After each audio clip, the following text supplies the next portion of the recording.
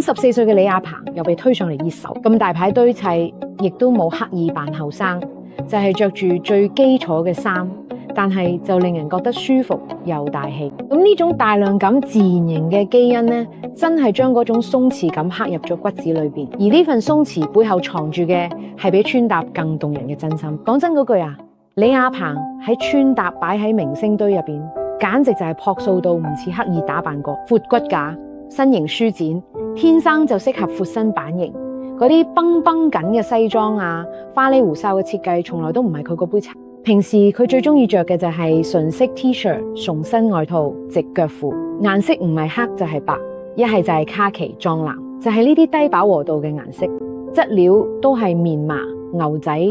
摸落有質感，但係着上身又舒服。你睇行城隍廟，着件洗到好遠嘅深色外套，唔扣鈕，入邊白 T 恤加牛仔褲，頭髮嘅特登梳自然垂落。行嘅人群中唔似明星，反而似周末出咗散心嘅普通大叔。去大理嗰陣着件棉麻恤衫，捲起袖，腳下踩住對帆布鞋，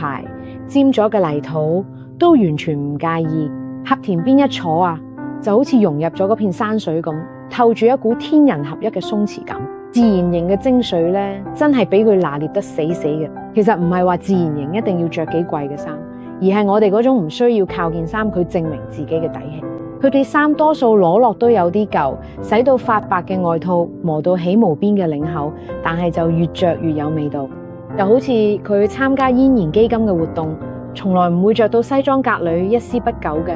通常就係一件簡單嘅 polo 衫，或者係一件鬆身衛衣，領口鬆鬆下，但係就令人覺得特別踏實。呢份踏實啦，佢哋去山區探訪兔嘅細路嗰陣，更加顯得格外動人。有一次我哋嚟分享咗公益片，着住一件深色風濕，袖口沾住草葉，捲起褲腳，沾滿晒泥。佢哋喺地下啊，同一個啱啱做完手術嘅小朋友講嘅，聲好細，手入邊拒住件細玩具，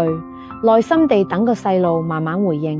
佢身上件風攬落就好耐磨，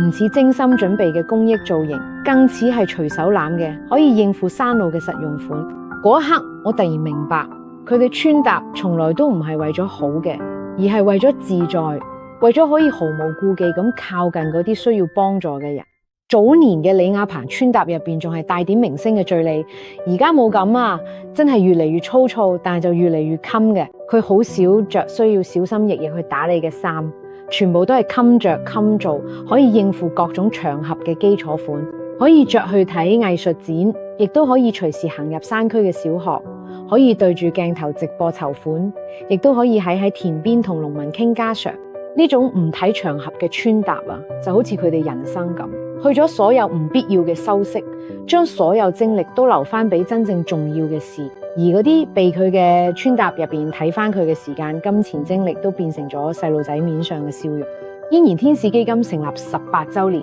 幫助咗18000幾個兔嘅細路重獲新生。佢好少高調宣傳自己嘅付出。直播籌款嗰陣着咗都仲係嗰件洗咗好多次嘅白 T， 背景就係簡簡單單嘅辦公室，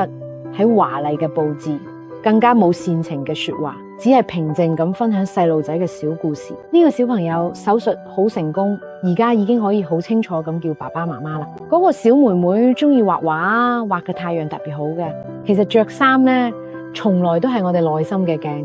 李亞鵬嗰種大氣自然嘅風格，入邊藏住嘅係乜個人生態度。鬆弛並唔係隨便，而係淡定；簡約呢，更加唔係貧乏，而係富足；自然唔係粗糙，而係真實。會將對外在嘅苛求變成咗對內在嘅滋養，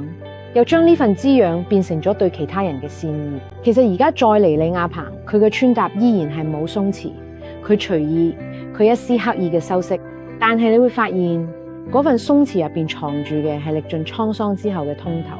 係對公益事業嘅堅守，係對生命最純粹嘅尊重。由一件基本款嘅 T 到一件沾滿泥土嘅風叔，由鬆弛大氣嘅穿搭美學到溫暖堅定嘅公益大愛，李亞鵬用咗20年時間話俾我哋聽，真正嘅美從來都唔只係外在嘅光鮮亮麗，而係內心嘅善良同風骨。而嗰啲被咁幫助過嘅細路仔面上綻放嘅燦爛笑容，就係呢份美學最動人嘅注腳。